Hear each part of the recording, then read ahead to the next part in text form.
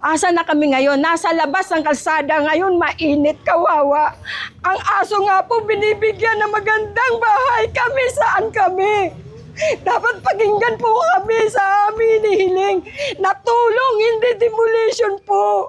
Sana po makarating po ito sa sa lahat ng kinaukulan. Kung maaari lang po, bigyan niyo po kami ng pansin. Dahil hindi po kami nag-squatter dito. Dahil kung kami squatter, kung may titulo si Luntok. Hinamon namin yan si pagkalinawan, asan sir ang titulo nyo? Wala siyang masagot. So ito na ang nilalaban namin. Sila nagpa-subdivide, mali naman po ang kanilang akusasyon sa amin.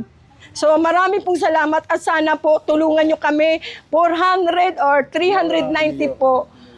Mayor, sana po wala kayo dito, nakikiusap kami, si Kapitan nandito, kinausap namin. Dinitipag ang bahay namin na mali ang kanilang gusto mangyari ni Sheriff. 497 lang po ang kailangan niya i-demolish. Doon po sa National Road o Palingon, Barangay Road. Yung po, sana po pakinggan niyo po kami sa aming pananawagan. Ano po ang tulong niyo sa amin? Hindi ho kami hayop.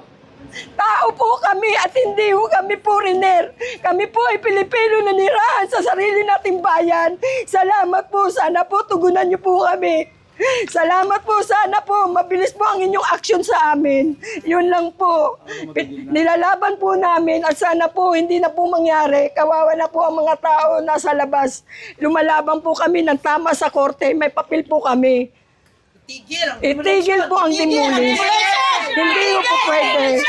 Itigil! Itigil! Tao kami! Tao! Hindi kami mga hayop! Hindi kami hayop na gusto nila mangyari sa amin.